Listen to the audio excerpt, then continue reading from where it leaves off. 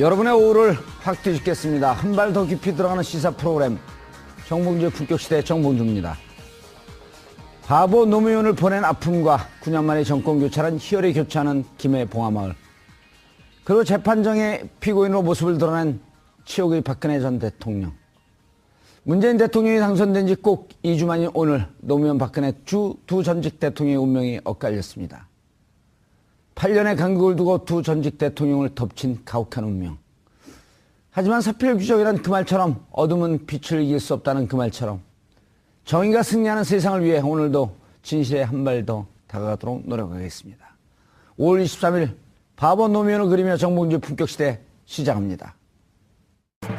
삼성 등 대기업에서 총 592억 원대의 뇌물 혐의 등으로 구속 기소된 박근혜 전 대통령의 정식 재판이 열렸습니다. 지난 3월 31일 서울 구치소에 수감된 지 53일 만에 모습을 드러낸 겁니다. 박 전 대통령은 수의 대신 구속 당시 입었던 것으로 추정되는 남색 정장 차림에 평소 트레이드마크였던 올림머리를 하고 법정에 출석했습니다. 또한 박근혜 전 대통령과 최순실 씨는 국정농단 사태가 불거지고 처음 법정에서 마주했습니다. 피고인석에 나란히 앉은 두 사람은 재판이 시작될 때까지 말 한마디 건네지 않고 정면만 응시했습니다. 전직 대통령이 피고인으로 법정에 선 것은 전두환, 노태우 전 대통령에 이어 역대 세 번째. 박근혜 전 대통령은 18가지의 검찰의 공소사실을 전면 부인하면서 핵심 혐의인 뇌물죄 성립을 두고 검찰과 변호인 측의 사활을 건 공방이 예상됩니다. 헌정사상 초유의 국정농단 사태의 중심에 선 박근혜 전 대통령 재판이 어떻게 진행될지 귀추가 주목됩니다.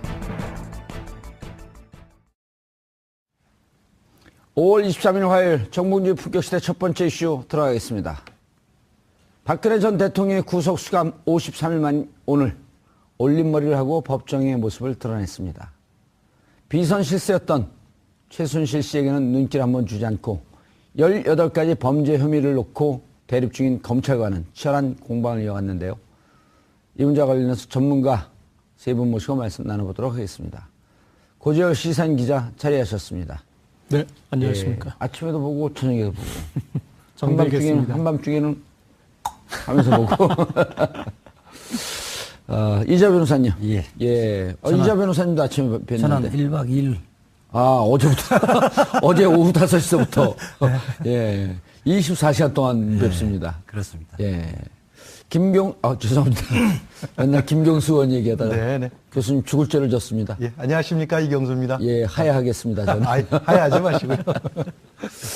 자, 오늘, 노무현 대통령을 생각하면 웃을 수 없는 날이고, 박근혜 대통령을 생각하면 슬픈 날이고, 최순실 씨를 생각하면 좀 통쾌한 날이고. 그렇죠? 네. 오전에 이 얘기를 하시다가 예. 은연중에 감정을 드러내시더라고요. 제가요? 네. 노무현 전 대통령 얘기할 때는 짠하다라고 얘기하고 박근혜 전 대통령 얘기할 때는 짜릿하다라고 얘기를 했어요. 그랬어요? 네. 그래서 짜짜면을 날렸네.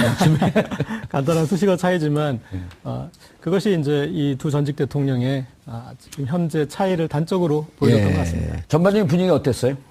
오늘 이 재판정에서 예측했던 대로 박근혜 전 대통령은 이제 모든 걸 부인했고 그리고 최순실 씨와 어떤 불편한 심기 때문인지 눈길을 전혀 마주치지 않고 그러니까 법정에서 옆에 있는데 눈길을 안 마주치려면 계속 앞만 봐야 되지 않습니까? 정면을 응시하는 군대 신병처럼 정면을 응시하는 그런 재판이었고요. 그리고 좀 재판부가 이 재판부의 좀 의제를 관철시켰는데 박근혜 전 대통령 재판과 최순실 씨의 재판을 병합해서 심리하는 것 관철시켰고 다만 거의 매일 이제 재판을 해야 된다 이렇게 얘기를 했는데 박근혜 전 대통령 이 변호인 측에서 좀 준비 자료 검토하는데 시간을 좀 달라 그래서 당분간은 일주일에 2, 3회씩 사정이 생기면 4번 할 수도 있다 이제 이런 식으로 해서 정리가 된 것 같습니다. 예. 이자 변호사님. 예. 변호 많이 하셨잖아요. 예. 상당히 전문가시죠. 한 20년 변호사 했으니까요. 예, 또 행정법 명강사로도 이름을 있었고. 예. 그런데 이렇게 옆에 같은 공범 아닙니까? 예. 공범을 보지 않는 심리는 뭐죠? 최순실 때문에 나는 억울하게 기소되고 구속됐다. 이런 심리죠. 예측컨대 예. 재판 진행되면서 본인들의 법정형이 올라올 것이다라고 하는 예측이 나오게 되면 전략들을 세울 거 아닙니까? 최순실 때문이다. 혹은 최순실은 또 박근혜 때문이다. 이렇게 서로 간에 미는 전략으로 할 텐데. 그렇게 하면 그 이른바 재수의 딜레마인데요. 그렇게 하면 형량이 둘 다 올라가는 거죠. 아하. 내가 죄가 없음을 알기 위해서 상대방이 때문에 이러이러한 죄가 있다라고 하는 것을 대신 고백해주는. 그러니까 다른 사람의 죄를 구해주는 거죠. 그렇게 하면 둘 다 형량이 높아지는 거죠. 예. 그 얘기할 때 미소를 져요. 저는 잘 웃습니다. 예. 사실은 오늘 재판을 보면서 박근혜 전 대통령이 자기 분수를 알았으면, 그러니까 능력도 대통령 능력이 안 되고 사람도 볼 줄 모르는 사람이 결국 집무실에 가서 TV 드라마만 보고 있었던 사람이 왜 대통령을 하려고 그렇게 해서 이런 고초를 당하는가. 예. 역시 사람은 분수를 알아야 된다. 반면교사 저한테도 해당되는 얘기인 것 같아서 반성이 됩니다. 분수도 모르고 지금 MC 자리에 앉아있다. 잘하고 있습니다. 능력도 있고 사람들 볼 줄도 알고 있습니다. 예. 자, 최순실 씨는 이게 약간 보면은 나쁘게 얘기하면 무슨 감정의 높낮이가 좀 심하고 네. 처음에는 뭐 울먹이다가 나중에 자기 죄목 얘기할 땐 또 강하게 항변하고 어떻게 보셨어요? 조금 전 이해가 안 가더라고요. 아마 이런 유형의 아마 심리학적으로 이런 유형의 어떤 스타일이 있을 거예요. 그러니까 자기 감정 조절을 능숙하게 잘 하는 경우도 있고, 오호. 거꾸로 전혀 자기 감정을 컨트롤하지 못하는, 통제가 안 되는. 예, 통제가 안 되다 보니까 순간순간 그때마다 감정 표현이 즉각적으로 이렇게 마치 배출되는 그런 형태의 아마 인물인 것 같습니다. 최순실 같은 경우. 근데 일종의 전략도 좀 있는 것 같아요. 그러니까 눈물을 흘림으로 해가지고 조금 안 됐다라는 그런 것들을 어떤 뭐 재판정이나 재판 전체 분위기를 그렇게 끌고 가는 것도 있으면서 동시에 자기한테 불리하거나 유리한 것은 확실하게 짚고 넘어가는 아마 일종의 재판 전략도 좀 있는 것 같습니다. 예. 이재하 변호사님, 처음에 이제 피고인이 하게 된 오늘 첫 재판이기 때문에 인정신문을 하잖아요. 주소 물어보고, 주민번호 맞는지 물어보고, 직업 물어보고. 본적지도 물어보나요? 예. 재판 받은 지가 5년밖에 안 됐는데 기억이 가물가물하네. 본적지도 물어보고. 네네. 그 다음에 직업이 어떻게 됩니까? 물어보는데, 무직입니다가 맞는 답인가요? 아니면 전직 대통령입니다가 맞는 답인가요? 둘 다 맞는 답이죠. 선택의 문제네요. 사회적 지위가 있는 사람들은 판결문에 어떻게 쓸 것인가의 문제인데 아마 전직 대통령, 전 대통령 이렇게 기재를 할 텐데 박근혜 전 대통령은 무직입니다. 이렇게 이야기를 했던 것은 저는 그렇게 아마 국민들 향해서 좀 이렇게 역시 정치적 메시지를 던진 것이다. 예, 국민들 같은 좀 본인의 비참한 모습 이런 것들을 좀 드러내는 것이 아닌가 하는 생각이 듭니다. 예. 이경수 교수님, 417호 법정. 역사적인 법정이네요. 예. 아주 제가 정확하게는 잘 모르겠습니다만 서울중앙지법원에 대법정이 그거 하나라 그래요. 대법정. 아, 그런가요? 예. 그래서 형사법정 중에서 법정 중에서 대법정이 417호 법정이 이제 가장 크고 417호 법정. 거기에서 이제 전두환, 노태우 두 역대 대통령이 거기서 단죄를 받았지요. 재판이 열렸고 그 이후에도 뭐 각종 스캔들에 흘러있던 재벌 회장들이 전부 거기서 다 재판을 받았습니다. 이제 그 두 가지 이유인데 왜 417호 법정을 왜 쓰느냐 하면 일단 변호인들이 매머드예요. 일단 기본적으로 전직 거물들일수록 변호인들이 매머드로 구성되다 보니까 변호인의 숫자가 많으니까 그러다 보니까 아무래도 법정이 작은 법정에서는 이제 변호인들이 다 입장이 안 돼가지고 서 있어야 되고 하는 문제가 발생하기 때문에 대법정을 이제 배정하는 걸로 저는 알고 있고요. 두 번째는 또 사회적 관심이 있다 보니까 물론 재판부의 승낙을 얻어야 되겠습니다만 일정 부분 언론의 취재 문제도 좀 있고 해가지고 417호 법정을 대법정 중에서 417호 법정을 아마 쓰는 걸로 알고 있습니다. 예. 이 417호 법정은 주로 국민 참여 재판. 많이 사람들이. 배심원들도 많이 앉아야 되고 국민 참여 재판을 또 이곳에서 하고요. 요거보다 규모가 좀 적은 데가 이제 중법정이 있고 보통 일반 형사 사건은 소법정에서 하죠. 소법정에서 몇십 명 못 들어가니까요. 여기는 한 150명 정도는 들어갈 겁니다. 신동빈 회장이 오늘 피고 소개와 같이 앉았죠? 박근혜 공여자죠. 뭐예요? 그 무슨 70억. 사건은? 롯데 그 70억 기소돼 있는데 그러니까 다시 돌려다가 되돌려 받은 사건이 있잖아요. 예. 그게 압수수색이 되면서 70억을 K 미르재단에 달라고 해서 돌려줬다가 압수수색 들어가기 전에 들어가면서 최순실이가 되돌려줬던 거죠. 그래서 그 정상을 좀 참작해서 불구속 기소를 한 사건. 예. 예. 지금까지 최순실 씨 재판은 어느 정도 진행이 됐지 않습니까? 네. 근데 최순실 씨 재판에 양상이 있어요. 보통은 변호인들이 본인을 변호해 주는 거지 않습니까? 근데 최순실 씨 재판에 보면은 특징이 마지막 결론 부분에서 본인이 결론을 내요. 본인이 그러니까 지금까지 이렇게 그 검사가 추궁한 내용이 있지 않겠습니까? 예. 그런데 그것은 그것이 아니라 이거지 않느냐. 이건 우린 좋은 의도로 선의로 이런 것을 한 것이다. 그런 식으로 본인만의 결론을 내요. 근데 제가 봤을 때 박근혜 전 대통령 재판하고 최순실 씨 재판이 좀 다른 양상일 것 같은 게 아하. 박근혜 전 대통령은 보면 오늘도 좀 무표정한 표정으로 일종의 자기 최면형, 나는 무죄다. 그런 어떤 그 현실 부정형, 이제 그런 형태의 좀 입히고 같은데 최순실 씨 같은 경우는 스토리텔링형이에요. 이렇게 시나리오를 자기가 그려가는 거죠. 그래서 본인이 그린 그림 안으로 어떤 그 상황을 다 꿰어 맞추는 지금까지 이제 재판을 보면은 왜 변호인을 뒀을까 하는 생각이 들 정도로 그러니까 변호인은 앞부분에 검찰의 어떤 그 방패 역할을 하고 그리고 본인이 다시 어떤 상황을 재구성하는 그런 식으로 이렇게 재판을 풀어가더라고요.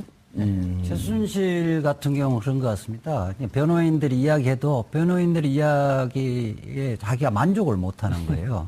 최악의 의뢰인 아니에요? 네, 그렇죠. 만족을 못하는 게 변호인이 컨트롤이 안 된다고 해요. 변호인이 변론하는 게 불만이 있고 자기 나름대로 그것이 재판장 판사에게 어떤 영향을 미칠 건지 고려 안 하고 터뜨리는 거죠. 저는 약간 분노 조절 장애 현상이 있다고 보는 거죠. 분노 조절 장애가 있다. 근데 이 변호사님 오늘 검찰 측에서 윤석열 중앙지검장이 직접 나오지 않을까라고 하는 관측이 있었는데요. 윤석열 지검장이 나오지 않고 이원석 서울중앙지검 특수일부 부장검사, 한웅재 형사부장검사 등이 차를 했어요. 그리고 이번에 이제 재판이 다행스럽다고 이제 검찰 측에서 보는 이유는 검찰에서 기소한 최순실, 특검에서 기소한 박근혜, 이 두 분이 만약에 지금 검찰이 이렇게 윤석열 중앙지검장이 오지 않았으면 검찰 내부에서도 이견이 있었을 수 있는 이런 상황 아닌가요? 그렇죠. 예. 그런데 이제 윤석열 검사가 며칠 전에 이제 서울중앙지검장으로 임명이 됐잖아요. 만약 임명이 안 됐다면 오늘 재판이 나왔을 텐데 서울중앙지검장은 230여 명의 검사를 거느리는 수장이거든요. 수장이기 때문에 그 재판에 나오는 것은 격이 맞지 않다고 본인이 판단을 했던 거고 윤석열 그 중앙지검장이 임명되는 순간 이미 특검과 검찰은 거의 화학적 결합이 됐다고 보는 거죠. 존재하는 것만 하더라도 거기서 말하자면 의견 다툼이 없어지는 거예요. 이 교수님, 이제 문제는 지금 이제 최순실 박근혜 재판이 병합돼서 가고 있는데 이것과 병합되지 않으면서 이제 뇌물 그 공여 수수의 한 축인 이재용 재판이 진행되고 있단 말이에요. 그리고 이재용 재판이 진행되는데 특검이 공소유지를 하면서 밀리고 있는 거 아니냐. 태평양이라고 하는 메모드급 이 법무팀한테 밀리고 있는 거 아니냐라고 하는 기사가 계속 나왔거든요. 이제는 그 특검도 어찌 보면 중앙지검의 백업을 받을 수 있는 이런 상황이 된 거 아닌가요? 그렇죠. 그래서 사실은 윤석열 그 서울중앙지검장을 문재인 대통령께서 임명한 가장 커다란 목적이 바로 공소유지거든요. 근데 공소유지라고 하는 것은 박근혜 전 대통령, 최순실 씨만 공소유지는 된다고 해서 되는 게 아니에요. 그렇죠. 바로 삼성의 이재용 부회장까지 이게 같이 뭉뚱그려서 공소유지가 되어야만 패키지죠. 그렇죠. 그래서 근데 지금 이제 문제가 지금 앵커께서 방금 말씀하셨듯이 그 이재용 부회장 재판은 지금 약간씩 조금 검찰이 좀 밀리고 있는 거라고 그렇게 보도가 나오고 있죠. 보도가 나오고 예. 있습니다. 물론 아직 결론은 아직 나진 않았습니다만. 예. 그래서 윤석열 지검장이 이제 중앙지검장으로 이제 부임되면서 특검과 그다음에 검찰 특수본 1기, 그다음에 특수본- 중간에 특검, 다시 또 특수본 2기까지 요 세 단계를 거치면서 있었던 모든 수사 결과를 하나로 종합해가지고 아마 공소유지를 가능하게끔 하는 그 역할을 아마 윤석열 지검장이 담당하게 될 겁니다. 그래서 예. 오늘 뭐 나오느냐, 지검장이 공판에 나오느냐 안 나오느냐 그게 중요한 게 아니고 총괄적 컨트롤을 하기 위해서는 굳이 안 나와도 얼마든지 자기가 양쪽에 다 했었던 그 경험을 충분히 접합시킬 수 있는 가능성이 있기 때문에 요거는 좀 지켜볼 가능성이 좀 있습니다. 그러니까 이제 중앙지검이라고 하면 방금 이재화 변호사가 얘기했듯이 230명의 검사, 그다음 검찰 중에서는 나름대로 에이스 검사들이 집합된 데이기 때문에 이제는 메모드급 삼성 재판, 박근혜, 최순실 재판과 한번 일합을 겨뤄볼 만할 정도가 됐다. 그렇죠. 그 탑에 윤석열 그 지검장이 부임을 해가지고 아마 이제 커다란 무기를 얻은 거죠. 사실은. 예. 알겠습니다. 그 지금 조금 밀리고 있다는 보도들이 있는데요. 예. 사실은 그 재판장이나 판사들은 정인들이 법정에서 진술하는 걸 액면 그대로 믿지는 않아요. 그러니까 대체 왜 밀리고 있다는 그 보도가 나왔냐면 검찰에서 진술이 법정에서 이재용에게 좀 유리한 쪽으로 약간 이렇게 그 진술을 했다는 건데 그렇게 하는 경우가 참 많아요. 많은데 재판부는 그 법정에서 하는 것이 과연 신빙성이 있는지 이런 부분들을 종합적으로 판단하기 때문에 그 이재용에게 유리하게 애매하게 얼버무리거나 진술을 번복한다 하더라도 그것이 결국 이재용에 결론적으로 유리하다고는 하기는 단정하기는 이르다는 겁니다. 예. 지금 이 변호사님 하신 말씀 내에서 조금 첨언을 하자면은 지금 재판의 분위기가 이런 것 같아요. 핵심이 뭐냐면은 뇌물이 이제 자의적으로 해가지고 자기가 경영권 승계를 받기 위해 자의적으로 뇌물 줬느냐 하는 그거를 이제 집중적으로 검찰에서 따지고 묻는데 이재용 부회장 측에서 그게 아니고 강압에 의한 것이라고만 자꾸 얘기를 하는 거예요. 예. 그러니까 다시 말해서 뇌물이 아니고 이거는 내가 일종의 대통령이 그렇게까지 나와서 나한테 이거 뭐 출연하라 그러는데 내가 무슨 힘이 있느냐. 뭐 과거에도 그런 전략이 있듯이 그러면? 해서 줬을 뿐이다. 아하. 이렇게 몰고 가니까 사실은 검찰에서 볼 때 이거를 확고하게 뒤집을 수 있는 아직까지 저걸 못 하는 거죠. 그래서 약간 이제 밀린다는 그런 얘기가 나오는 겁니다. 예. 알겠습니다. 조금 디테일로 들어가 보면 오늘 이제 최순실 씨 인적사항 물을 때는 울먹였단 말이에요. 쇼인가요? 최순실 씨는 늘 재판 시작 부분에 약간 우울증으로 시작해서 이 끝날 때 좀 욱하고 끝나는 것 같은데. 예. 그리고 중간중간에 조울증이 잠깐씩 조증이 찾아오고. 그 아까 이렇게 쭉 지금 관건은 결국 뇌물죄 성립 여부지 않겠습니까? 박근혜 전 대통령이 18개 혐의를 전부 다 부정하고 있는데 현실적으로 강요죄를 부정하기는 힘든 상황으로 와 있는 것 같습니다. 그런데 지금 강요죄와 뇌물죄가 동시에 적용될 수 있는 법은 아니지 않습니까? 그렇죠. 그러니까 강요면 강요인 것이고 뇌물이면 뇌물인 것인데 그래서 이재용 측 변호인도 그것을 이제 계속 물고 늘어졌던 것이고 하나만 해라 강요냐 뇌물이냐 이렇게 이제 해서 그러면은 그런데 이제 또 이 사건에서 다른 기업과 관련된 부분들은 대부분 롯데를 제외하고 강요죄 부분으로 이렇게 이제 정리가 된 것이고 그럼 왜 삼성만 그러면 뇌물인 것이냐 또 이런 이제 부분들을 해명을 해야 되고 그래서 그런 부분들이 쉽지 않은 이제 그런 상황인데 저희가 안종범 전 수석의 수첩을 분석을 해보면 그러니까 뇌물이 되려면 이런 거지 않습니까? 강요가 된다라면 협박이잖아요. 예. 그런데 뇌물이 된다라는 건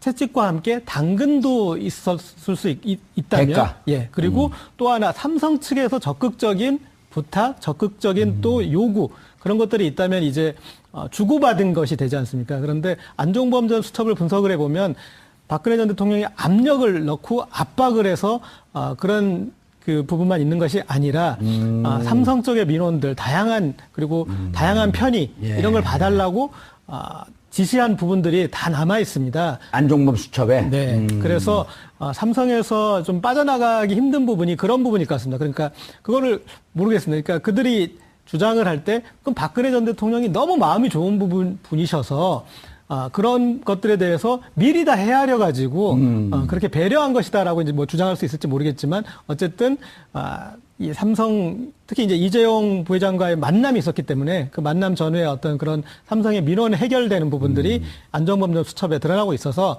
제가 봤을 때는 삼성과 관련해서는 뇌물죄 적용이 그렇게 어렵지는 않을 것이다라고 보고 그런데 있습니다. 박근혜 전 대통령이 설사 마음이 좋다고 한다면 왜 강압을 했겠어요? 착한 분이. 그러니까 뭔가 대가가 오지 않고서는 왔다 갔다 하지 않고서는. 근데 안종범 수첩이 언론에 지금 노출이 안 됐나요? 지금 이제 시사인에서만 유일하게 분석을 했어요. 예, 저희가 51권을 전부 다 가지고 있는 유일한 언론사인데요. 다른 언론사에서 보도하는 것은 안종범 전 수석의 수첩에 기반한 내용의 보도자료나 아니면 그거 관련 내용을 듣고서 한 내용이고요. 그리고 조금씩 이제 거기에서 일부분은 있지만 51권 전권이 있는 데는 저희밖에 없는데 그 전권을 보면 흐름을 알 수 있지 않습니까? 그리고 안종범 전 수석의 수첩에 제일 재밌는 부분은 그런 거예요. 그러니까 김영환 전 수석의 업무 일지가 있지 않습니까? 근데 김영환 전 수석은 이제 2014년 말까지만 근무했으니까 이제 그 전 기간이 같이 있진 않은데 같이 있는 기간에서 검증이 되는 부분이 있어요. 김영환 그 수석의 비망록과 그렇죠. 안종범 수석의 수첩이 일치하는 네. 부분. 그렇죠. 대표적인 게 어떤 거냐면 블랙리스트 때 김기춘 전 실장이 그런 얘기를 했어요. 그러니까 아니 저 수첩에 있는 거는 내가 한 말을 받아 적은 건지 저 사람 생각을 적은 건지 모르지 않느냐 그랬는데 저희가 이렇게 비교를 해보면 동일한 날에 안종범 전 수석도 똑같은 내용을 써놓은 거죠. 그렇다면은 둘이 텔레파시가 통해서 같은 생각을 하지 않은 이상 우리가 이제 그건 상정할 수 없으니까 이것은 김기춘 전 실장의 명령이구나. 그렇게 할 수 있는 거죠. 관련해서 제가 좀 말씀드리려면 김영환 그 전 민정수석의 수첩과 안종범의 수첩의 내용이 다 어떻게 달라요. 김영환 그 전 민정수석 수첩은 키워드 중심으로 기재를 해놨고 안종범 수첩은 육하 원칙에 의해서 기재돼 있거든요. 그 차이가 뭐냐? 센텐스. 차이가 주어 동사 목적어 보호가 다 있는 거예요. 그렇죠. 김영환 그 수첩은 주로 청와대 수석 비서관 회의를 김기춘 비서실장이 주재를 했기 때문에 거기에서는 주고받으면서 키워드 중심으로 이야기하면 다 알아듣거든요. 근데 안종범 수첩은 박근혜 전 대통령이 전화로 불러준 거예요. 수첩을 보고 다 그냥 불러주는 거거든요. 그대로 다 기재하니까 그게 문장이 되는 거예요. 그래서 검찰이 공소장에 보면 사실을 안종범 수첩을 날짜나 이런 걸 정확하게 찾아갖고 기재해버리면 공소장이 나와버리는 거거든요. 근데 아까 중복된 부분은 무엇이 중복되냐면 거기에 김영환 수첩에 대수비라고 기재되어 있는 부분이 있어요. 그러니까 대통령이 가끔씩 주재하는 수석 비서관 회의에서 대통령이 한 말씀을 기재해 놓은 것이 아마 일치할 거예요. 그 부분 이제 블랙리스트 부분도 일부가 있는데 그런 거죠.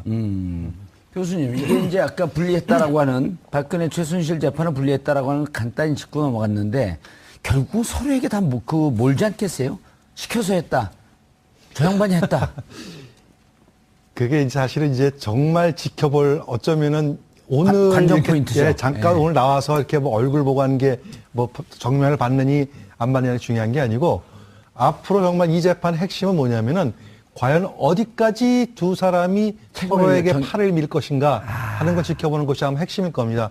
아까 우리 이 변호사님께서 그 죄수의 딜레마, 프리저너스 딜레마 얘기했잖아요. 아주 대표적인 이제 프리저너 딜레마가 나올 거예요. 원래 이 죄수의 딜레마라고 하는 그 이론은 아시다시피 게임 이론이라고 해가지고 국제정치학에서 두 개의 국가가 서로 합리적인 선택을 하게 되면은 좋은 결과를 얻어내는데 국가라는 것이 이기심 때문에 상대방의 의사와 상관없이 나에게 유리한 것을 끌어내기 때문에 오히려 손해를 본다라는 그런 뜻이거든요.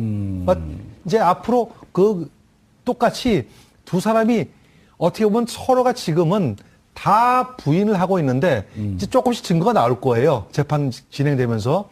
그렇게 되면은 과연 저 증거가 나에게 유리한지 유불리를 처음 따지다 보면은 결국은 자기의 이기심, 다시 말해서 자기의 유리한 쪽으로 몰고 가다 보면은 결국은 상대방에게 책임을 묻지 않을까.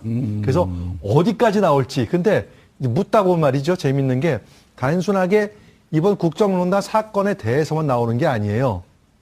정윤회 문건부터 시작해가지고 어쩌면 그 이전에 최태민 사건까지 전부 다 나올까봐 그렇게 되면은 이거는 글쎄 국격이 어떻게 될지 잘 모르겠습니다. 전 굉장히 우려가 되는 게 거기까지 비화가 될까봐 대단히 우려스럽습니다. 됐으면 좋겠다는 거예요? 되지 말아야 된다는 거 헷갈리는데요. 그 지켜봐야 되는데 어디까지 될지 저도 걱정스럽다는 얘기죠. 네. 이재호 변호사님, 예. 박근혜 전 대통령이 4월 17일 날 구속이 됐어요. 네. 그럼 구속 만료일이 이제 10월 17일이요. 네. 6개월 남았는데 6개월 안에 1심이 끝날까요?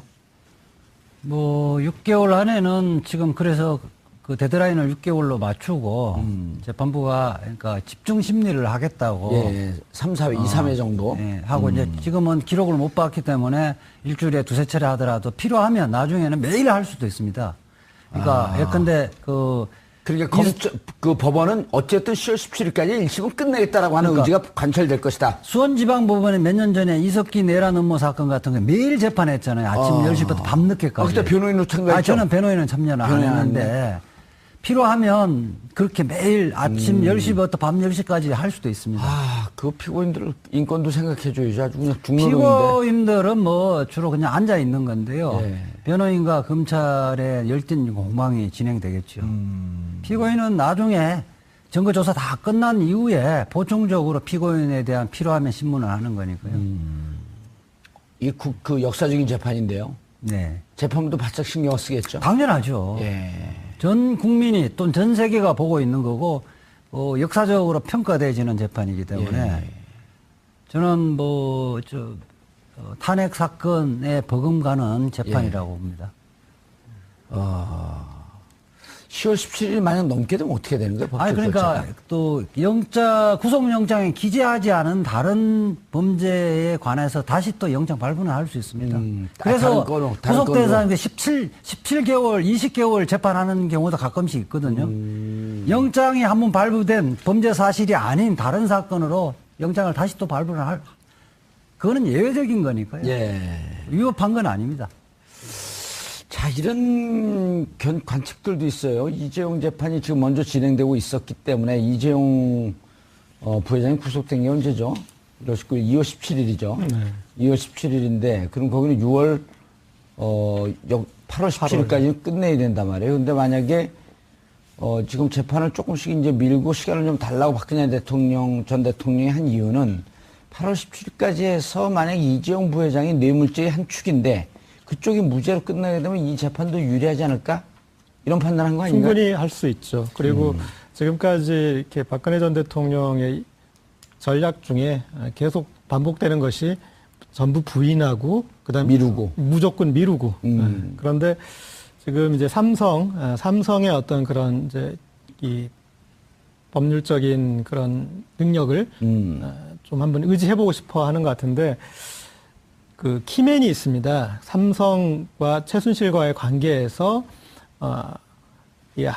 최순실의 금고지기로 꼽혔던 인물이 있어요. 근데 그 사람은 이 삼성맨은 아닙니다. 그런데 그 사람과 관련된 사람들이 지금 삼성의 그 현지 이제 법인이랑 그렇게 연결돼 있어요. 그래가지고 삼성이 지원하는 방식 그리고 현지 법인을 차리는 방식과 크게 깊이 있게 관여된 부분들이 있는데 그래서 삼성의 정상적인 지원이 아니라는 부분을 규명하는 데 있어서 그 부분이 저희가 봤을 때는 좀 핵심이에요. 그리고 그 사람이 이제 하나은행에서 계속 승진하는 데 있어서는 박근혜 전 대통령이 거기에 어떤 영향력을 행사한 정황이 안종범 전 수석의 업무 수첩에 나와 있고 그래서 그런 그 키맨을 하나은행 독일 지사장 했던 분 말씀하는 거죠? 독일 지사장 했던. 예. 그리고 이제 들어와가지고 이렇게 이제 본부장도 하고. 예, 더블 투 본부장으로 될 때. 네네. 예.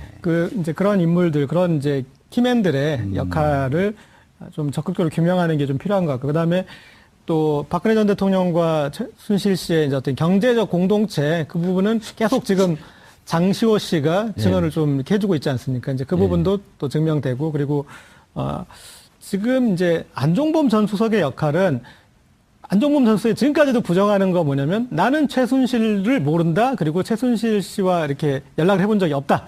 예. 그래서 이제 그 안종범 전 수석은 우리가 이제 국민들은 최순실 씨한테 이렇게 바로 명령을 받고 한 것처럼 생각을 할 거예요. 그건 김종 차관의 경우고 안종범 전 수석은 직접 접촉한 그런 정황은 아직까지 없지 않습니다. 그런데 예. 그거를 이제 박근혜 전 대통령을 통해서 지시를 받은 건데 그 부분에 대해서 그 부분이 이제 이 규명되는 그래서 그 어떤 범죄의 순환 구조가 있어서 순환 구조를 납득시키고 증명하는 부분이 좀 쉽지는 않을 것 같습니다. 이 부분 좀 정리를 해야 될 것 같은데요. 이거 이재용 재판이 먼저 시작돼서 빨리 끝나고 결론이 먼저 날 것이라고 언론에 보도되는데요. 그렇게 됐어요. 8월 17일까지. 그거는 아닙니다. 이게 지금 보면 다른 사건들 예. 박근혜 전 대통령과 최순실 공동으로 공소됐지만 따로 재판하는 사람들 선고를 늦추잖아요. 늦추는 이유는 동일하게 결론 내리려고 하기 때문에 늦춥니다. 그런데 이재용도 그 구속영장에 기재하지 않은 범죄 사실로 일단 종결을 해놓고 선고는 박근혜 전 대통령과 동일한 날에 선고를 합니다. 왜 그렇게 안 하면 이미 박근혜 전 대통령의 결론을 미리 재판도 하기 전에 다 드러내버리기 때문에 그 부분은 지금 기자들이나 이런 그 기사들이 잘 모르고 기재를 아니, 하는데요. 법조 출입 기자들이 쓴데 왜 그걸 모르죠? 그 부분을 기자들이 이재화 변호사 틀린 거 아닐까요? 전문가가 아닌데 지금 재판이 다 그렇게 되어 있습니다. 장시호 같은 경우도 장시호는 내일 뭐 석방된다는 거 아닙니까? 그거는 장시호는 다른 영장을 새롭게 발부할 사유가 없는 거예요. 그런 경우는 불가피하게 석방하면서도 선고를 안 하는 거예요. 야, 내일 석방되면 안민석 오늘 만날지 안 만날지 궁금하네. 다시 썸 탈까요? 다시 썸 탈까요? 발음 이상하니까 다시 성토할까요? 이렇게. 어쨌든 그 예. 부분은 그렇게 되어지면 박근혜 전 대통령이 중간에 재판하는데 뇌물 공여자가 예컨대 유죄 나왔다. 이건 재판할 필요 없이 유죄 나오는 거 아니에요. 그렇게 되어지면 안 되는 거죠. 그렇죠. 유죄든 무죄든 어쨌든 이후에 진행되고 있는 박근혜 최순실 재판에 영향을 미칠 것이기 때문에 같이 선고한다. 예. 그러나 그럼 8월 17일까지는 어쨌든 조사가 끝나고 그때 선고를 못하게 되면 이재용 부회장은 석방될 거 아니에요? 다른 지금 이재용 부회장이 죄가 하나가 아니잖아요. 다른 거는 걸어갖고 다른 또 건에 구속영장을 또 발부합니다. 이재용 부회장 징역은 잘 살고 있다고 하는데 좀 안타깝네요. 예, 정호성 같은 경우 대표적인 거잖아요. 예. 정호성 같은 경우 구속기가 만기돼 있는데 그래서 피고인의 변호인은 보석 신청했잖아요. 기각하면서 새롭게 다른 범죄 사실로 영장 발부하잖아요. 다른 문건에 대해서 유출한 부분 영장 발부하는 거거든요. 그래서 재판이 이렇게 다른 재판부에서 하잖아요. 예. 이게 엇갈림 결론이 나는 걸 방지하는 거죠. 그러면 이거 다 교정을 해야 되겠는데 이재화 변호사 오늘 방송이 나가면 예. 이제 우리 통일되겠죠. 근데 문제는 이 방송을 잘 안 듣거든요, 사람들이. 이 방송을 그래서 좀 많이 전문가가 듣게끔 해야 필요한 되는데. 거예요. 아니, 이게 채널 200번대가 아니라 한 50번대로 오면 많이 들을 텐데. 뭐 유튜브로도 보고 다 하잖아요. 예. 아니, 많이 봐요, 이 방송을? 많이 제가 판단할 때는 좀 보는 것 같아요.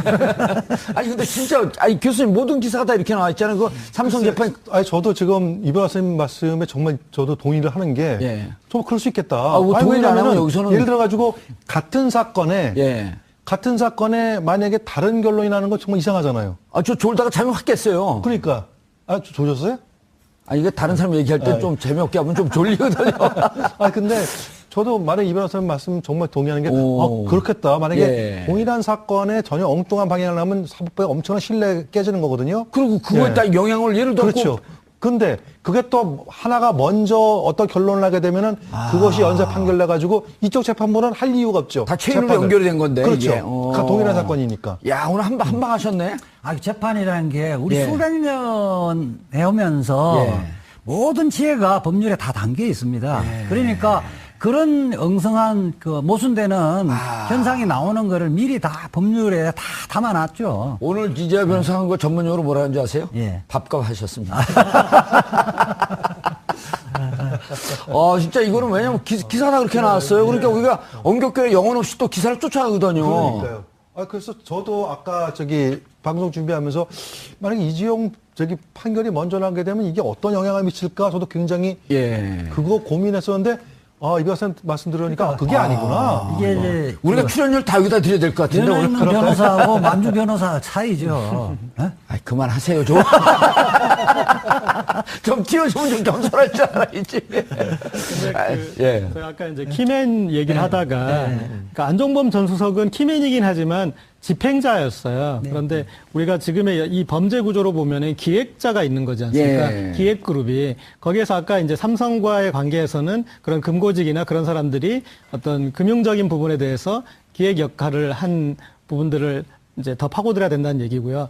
또 하나는 어떤 이제 법률적인 부분인데 그 부분에 대해서 우병우 전 수석에 대한 수사가 지금 제대로 이루어지지 않지 않았습니까? 이 부분이 이루어져야지 그것들을 어떤 식으로 이렇게 기획을 대었는지, 특히 이제 롯데 같은 부분에 대해서 더 규명이 돼야 되고, 다른 건에 대해서도 이것들을 이 최순실 씨가 자의적으로 판단한 것이 아니라 누군가의 어떤 코치를 받아서 기획을 한 것일 텐데, 그것에 대해서 규명을 해야지. 우리가 지금 최순실 씨와 박근혜 전 대통령 변호인단이 계속 주장하는 게 공모 사실, 공모 어떻게 공모했는지를 밝혀라. 그 부분이 있지 않습니까? 그 부분에 대한 것들이 우병우 전 수석의 수사를 통해서 좀 더 규명돼야 될 것 같습니다. 그렇죠. 이제 저 대목이 변수인데요. 그 부분에 또 제가 좀 보충을 하면요. 공모라는 것은 여러 방치네. 공모라는 것은 한꺼번에 모여서 모의할 필요가 없어요. 순차적으로 해도 공모죠. 예컨대 그런 거야.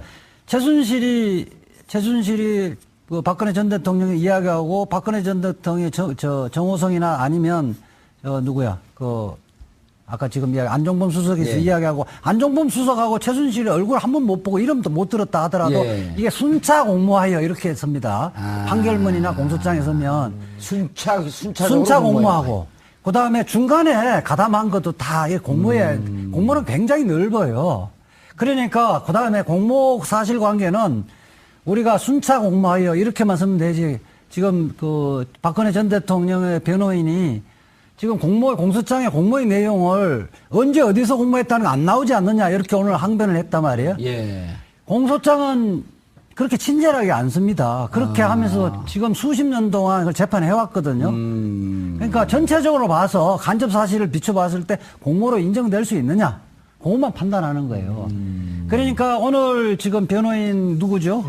유영하 변호사 이야기하는 것은 재판부를 향한 변론이 아니고 모르는, 법률을 잘 모르는 국민들을 향한 주장이거든요. 정치적 메시지만 던진 그런 것뿐이다. 거죠. 아하. 그러니까 기사를 보면 이거 좀 공소장에 문제 있는 거 아니냐 이렇게 느껴지는데 판사는 그냥 그 순간에서는 그냥 다른 일을 해요.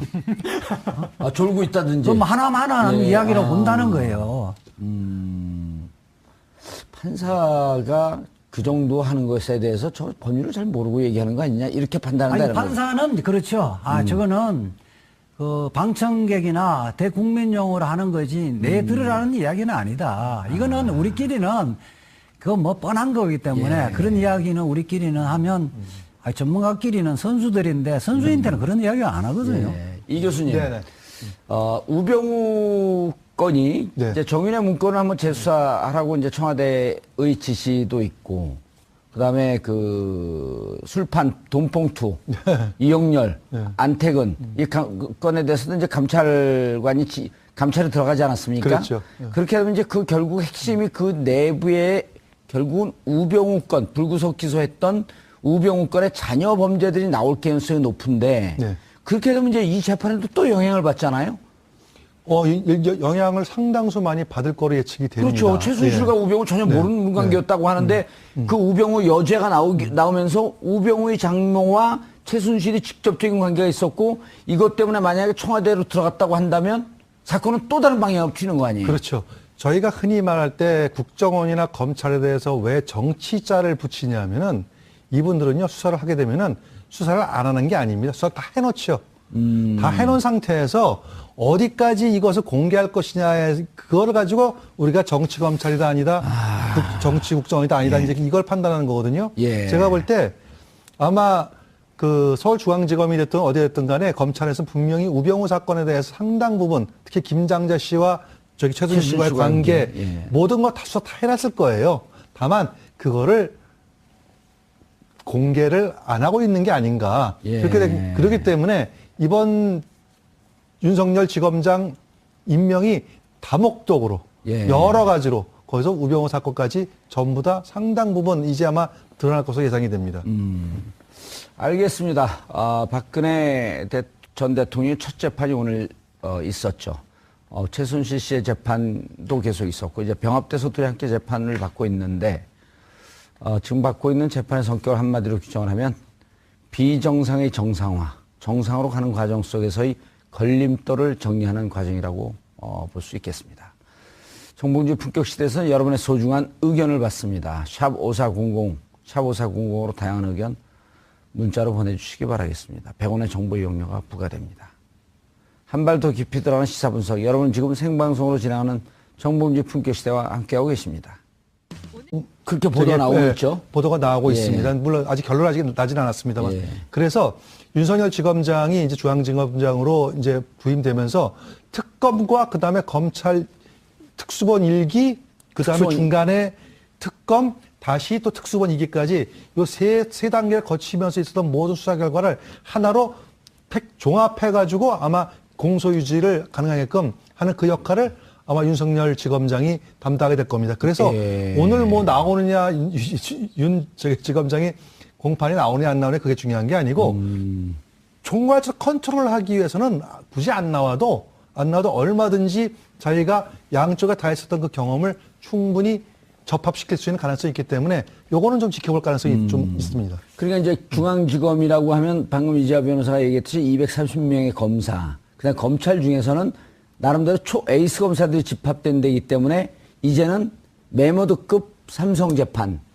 박근혜, 최순실 재판과 한번 일합을 겨뤄볼 만할 정도가 됐다. 그렇죠. 그 탑에 윤석열 그 지검장이 부임을 해가지고 아마 이제 커다란 무기를 얻은 거죠. 예. 알겠습니다. 지금 조금 밀리고 있다는 보도들이 있는데요. 예. 사실은 그 재판장이나 판사들은 정인들이 법정에서 진술하는 걸 액면 그대로 믿지는 않아요. 그러니까 대체 왜 밀리고 있다는 그 보도가 나왔냐 하면 검찰에서 진술이 법정에서 이재용에게 좀 유리한 쪽으로 약간 이렇게 진술을 했다는 건데 그렇게 하는 경우가 참 많아요. 많은데 재판부는 그 법정에서 하는 것이 과연 신빙성이 있는지 이런 부분들을 종합적으로 판단하기 때문에 그 이재용에게 유리하게 애매하게 얼버무리거나 진술을 번복한다 하더라도 그것이 결국 이재용에 결론적으로 유리하다고는 하기는 단정하기는 이르다는 겁니다. 예. 지금 이 변호사님 하신 말씀 내에서 조금 첨언을 하자면은 지금 재판의 분위기가 이런 것 같아요. 핵심이 뭐냐면은 뇌물이 이제 자의적으로 해가지고 자기가 경영권 승계를 받기 위해 자의적으로 뇌물을 줬느냐 하는 그거를 이제 집중적으로 검찰에서 따지고 묻는데 이재용 부회장 측에서 그게 아니고 강압에 의한 것이라고만 자꾸 얘기를 하는 거예요. 예. 그러니까 다시 말해서 뇌물이 아니고 이거는 내가 일종의 대통령이 그렇게까지 나와서 나한테 이거 뭐 출연하라 그러는데 내가 무슨 힘이 있느냐. 뭐 과거에도 그런 선례가 있듯이 해서 줬을 뿐이다. 이렇게 몰고 가니까 사실은 검찰에서 볼 때 이거를 확고하게 뒤집을 수 있는 아직까지 저걸 못하는 거죠. 그래서 약간 이제 밀린다는 그런 얘기가 나오는 겁니다. 예. 알겠습니다. 조금 디테일로 들어가 보면 오늘 이제 최순실 씨 인적사항 물을 때는 울먹였단 말이에요. 쇼인가요? 최순실 씨는 늘 재판 시작 부분에 약간 우울증으로 시작해서 이 끝날 때 좀 욱하고 끝나는 것 같은데. 그리고 중간중간에 조울증이 잠깐 조증이 찾아오고. 그 아까 이렇게 쭉 지금 관건은 결국 뇌물죄 성립 여부지 않겠습니까?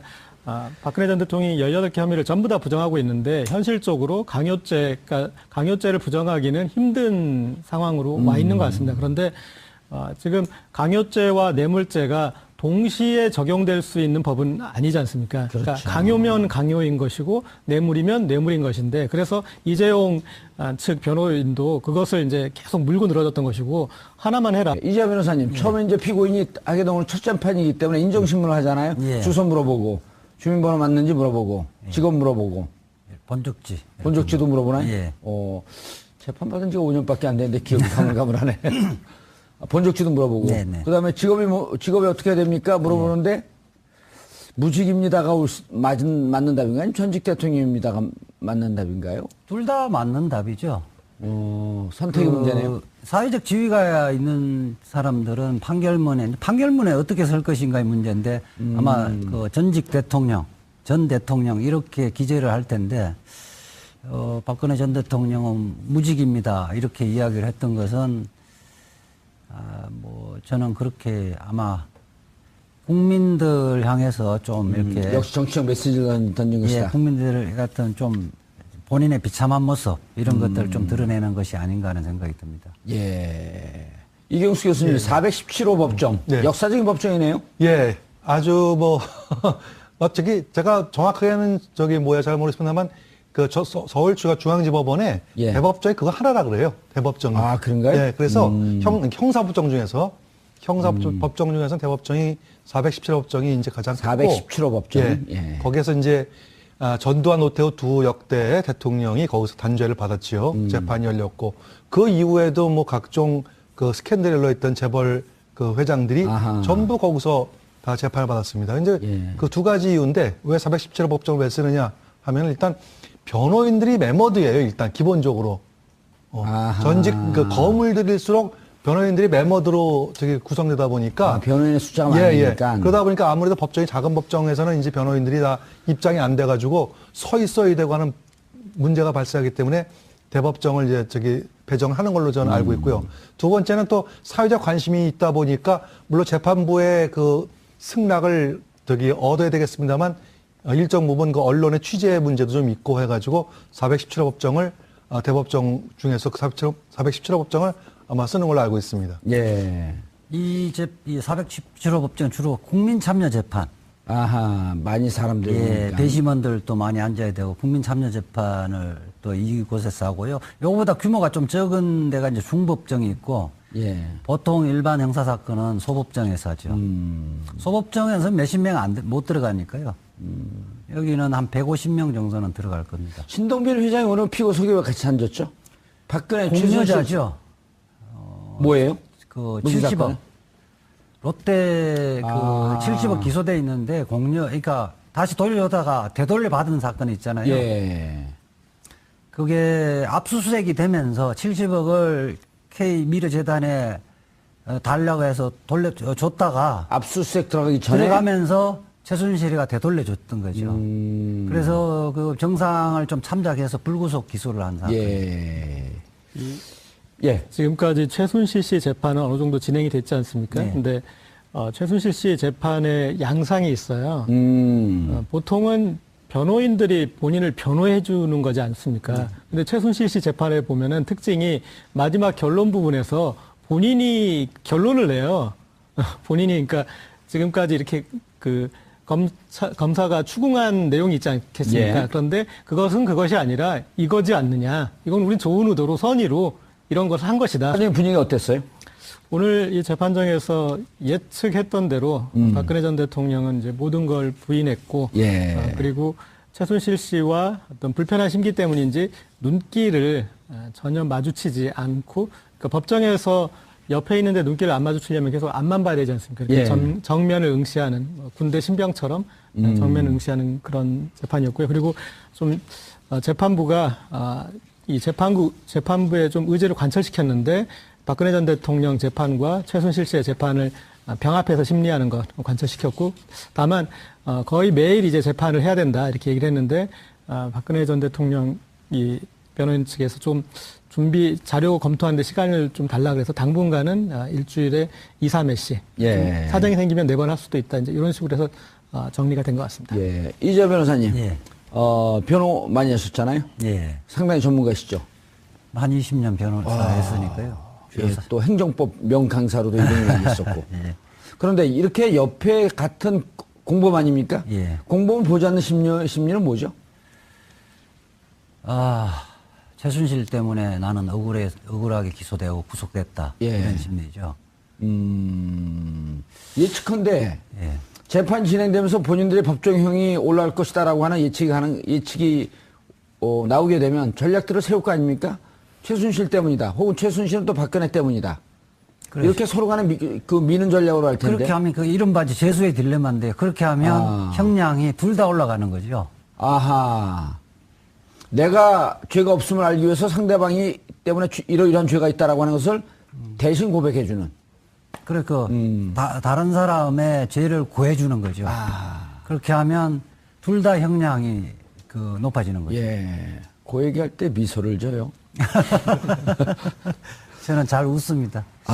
예. 사실 오늘 재판을 보면서 박근혜 전 대통령 자기 분수를 알았으면, 그러니까 능력도 대통령 능력이 안 되고 사람도 볼 줄 모르는 사람이 결국 집무실에 가서 TV 드라마만 보고 있었던 사람이 왜 대통령을 하려고 그렇게 해서 이런 고초를 당하는가. 예. 역시 사람은 분수를 알아야 된다. 박명 교사 저한테도 해당되는 얘기인 것 같아서 반성이 됩니다.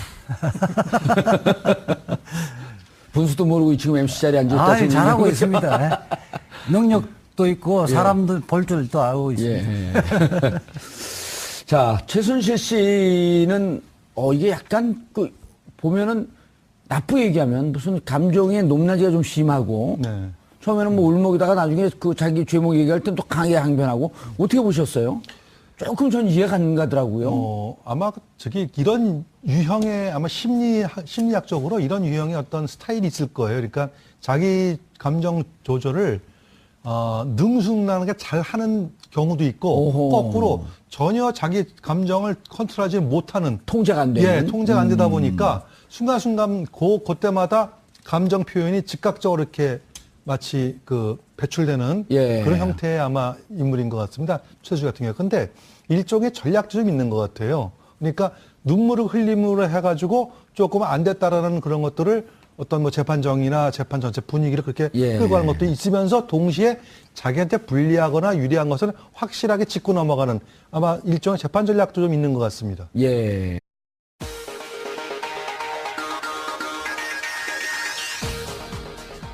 여러분의 오후를 확 뒤집겠습니다. 한 발 더 깊이 들어가는 시사 프로그램 정봉주의 품격시대 정봉주입니다. 바보 노무현을 보낸 아픔과 9년 만에 정권 교체란 희열의 교차하는 김해 봉화마을, 그리고 재판정의 피고인으로 모습을 드러낸 치욕의 박근혜 전 대통령. 문재인 대통령이 당선된 지 꼭 2주 만인 오늘 노무현 박근혜 두 전직 대통령의 운명이 엇갈렸습니다. 8년의 간극을 두고 두 전직 대통령을 덮친 가혹한 운명. 하지만 사필규정이란 그 말처럼 어둠은 빛을 이길 수 없다는 그 말처럼 정의가 승리하는 세상을 위해 오늘도 진실에 한 발 더 다가가도록 노력하겠습니다. 5월 23일 바보 노무현을 그리며 정봉주 품격시대 시작합니다. 삼성 등 대기업에서 총 592억 원대의 뇌물 혐의 등으로 구속 기소된 박근혜 전 대통령의 정식 재판이 열렸습니다. 지난 3월 31일 서울구치소에 수감된 지 53일 만에 모습을 드러낸 겁니다. 박 전 대통령은 수의 대신 구속 당시 입었던 것으로 추정되는 남색 정장 차림에 평소 트레이드마크였던 올림머리를 하고 법정에 출석했습니다. 또한 박근혜 전 대통령과 최순실 씨는 국정농단 사태가 불거지고 처음 법정에서 마주했습니다. 피고인석에 나란히 앉은 두 사람은 재판이 시작될 때까지 말 한마디 건네지 않고 정면만 응시했습니다. 전직 대통령이 피고인으로 법정에 선 것은 전두환, 노태우 전 대통령에 이어 역대 세 번째. 박근혜 전 대통령은 18가지의 검찰의 공소 사실을 전면 부인하면서 핵심 혐의인 뇌물죄 성립을 두고 검찰과 변호인 측의 사활을 건 공방이 예상됩니다. 헌정사상 초유의 국정농단 사태의 중심에 선 박근혜 전 대통령 재판이 어떻게 진행될지 귀추가 주목됩니다. 5월 23일 화요일 정봉주의 품격시대 첫 번째 이슈 들어가겠습니다. 박근혜 전 대통령의 구속 수감 53일 만 오늘 올림머리를 하고 법정의 모습을 드러냈습니다. 비선 실세였던 최순실 씨에게는 눈길 한번 주지 않고 18가지 범죄 혐의를 놓고 대립 중인 검찰과는 치열한 공방을 이어갔는데요. 이 문제와 관련해서 전문가 세 분 모시고 말씀 나눠보도록 하겠습니다. 고재열 시사인 기자 자리하셨습니다. 네, 안녕하십니까. 예, 아침에도 보고 저녁에도 보고 정리하겠습니다. 한밤중에는 하면서 보고 이자 변호사님. 예. 예. 이자 변호사님도 아침에 뵀는데. 저는 1박 2일. 어제부터 어제 오후 5시서부터 예. 24시간 동안 뵙습니다. 그렇습니다. 예. 죄송합니다. 맨날 김경수 의원 얘기하다가 네네. 교수님 죽을 죄를 졌습니다. 예, 안녕하십니까. 이경수입니다. 예, 하야하겠습니다. 저는. 하야하지 마시고요. 자, 오늘 노무현 대통령을 생각하면 웃을 수 없는 날이고 박근혜 대통령을 생각하면 슬픈 날이고 최순실 씨를 생각하면 좀 통쾌한 날이고 그렇죠? 네. 오전에 이 얘기를 하시다가 예. 은연중에 감정을 드러내시더라고요. 제가요? 네, 노무현 전 대통령 얘기할 때는 짠하다라고 얘기를 하고 박근혜 전 대통령 얘기할 때는 짜릿하다라고 얘기를 했어요. 그랬어요? 네. 그래서 짜짜면을 날렸네.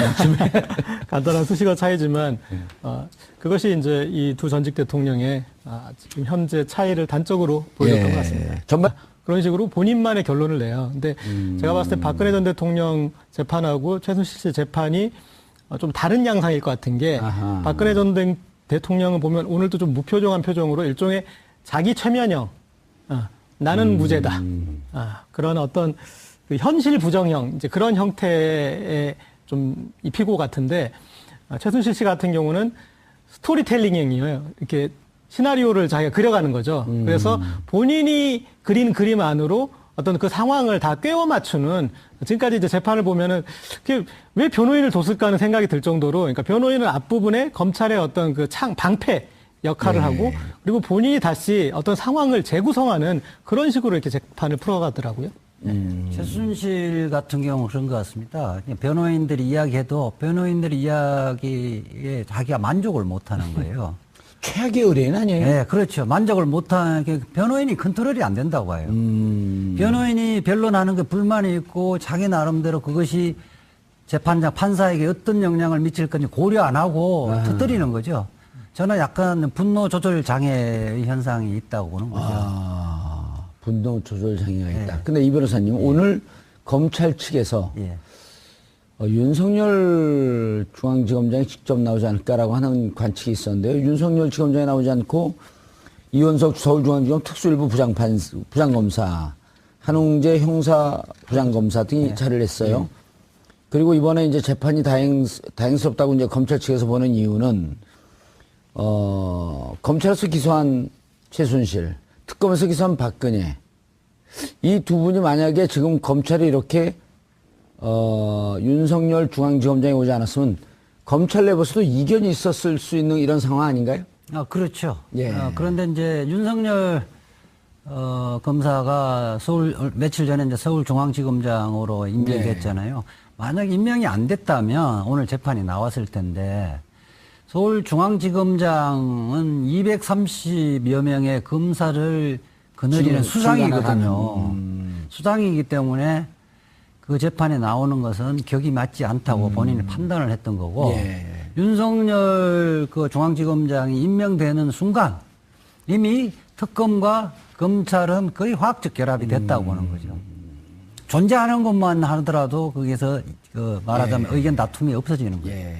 이 교수님, 이제 문제는 지금 이제 최순실 박근혜 재판이 병합돼서 가고 있는데 이것과 병합되지 않으면서 이제 뇌물 그 공여 수수의 한 축인 이재용 재판이 진행되고 있단 말이에요. 그리고 이재용 재판이 진행되는데 특검이 공소유지를 하면서 밀리고 있는 거 아니냐. 태평양이라고 하는 메모드급 이 법무팀한테 밀리고 있는 거 아니냐라고 하는 기사가 계속 나왔거든요.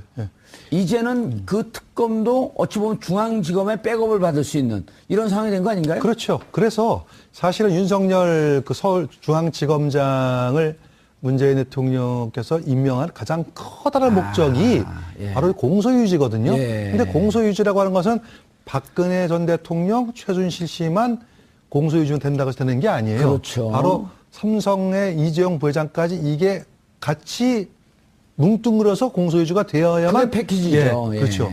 그래서 근데 지금 이제 문제가 지금 앵커께서 방금 말씀하셨듯이 그 이재용 부회장 재판은 지금 약간씩 조금 검찰이 좀 밀리고 있는 걸어가고